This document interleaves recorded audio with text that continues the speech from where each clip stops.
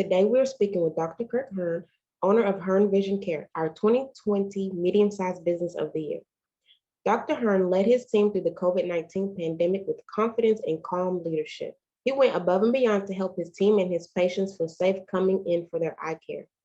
He was totally transparent with his safety measure and his own exposures and tests. Despite being shut down for several weeks over the course of the year, Dr. Hearn and his team still managed their best year ever. Dr. Hearn, congratulations on a fantastic year despite the trying times.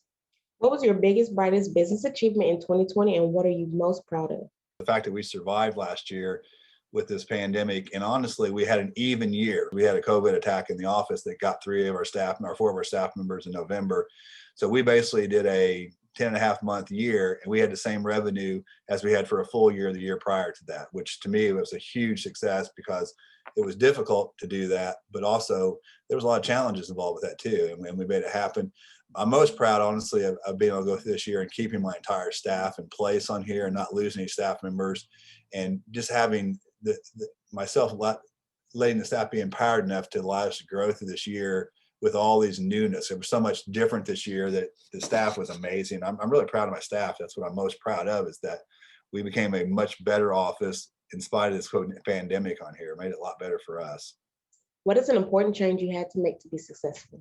The change we made this year has been a slow progress for me. I've always been sort of a leader that does most of the talking and things on this.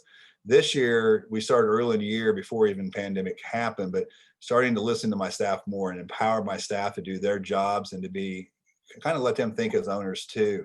And this year, I made a conscious effort to do this. I'm really grateful I started back in January at our meeting with Mark last year, because when everything hit, I had to listen to staff because we didn't know the right answers. I mean, nobody had the right, we were all figuring this out together.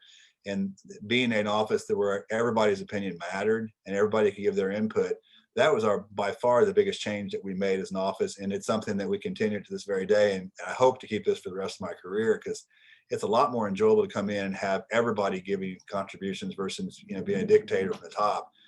That's something that's wrong. And that's something I hope I never go back to that way ever again, because it's much, much better office by doing that.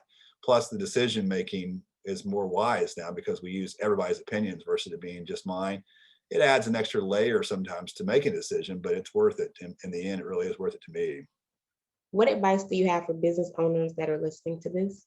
Listening to your staff and using your staff's advice, because of the problems that you have in your office, your staff knows it better than yourself usually. And that's for my case, for sure, that's the case. But by listening to my staff and letting them be part of the solution versus letting them, fix this problem you guys made, it's much better by everybody being involved on there. And especially when you do that, it's amazing where somebody who may be your quietest person in your office comes out with the best option for some solution on there. But you really have to work and you have to listen. You really have to actively listen, not just hear the words and not do anything about it. But you have to be willing to deal with that criticism yourself as a leader, because we don't make all the right decisions. And sometimes making a mistake can be a great thing because it makes the office prepared to be better by making change in that area.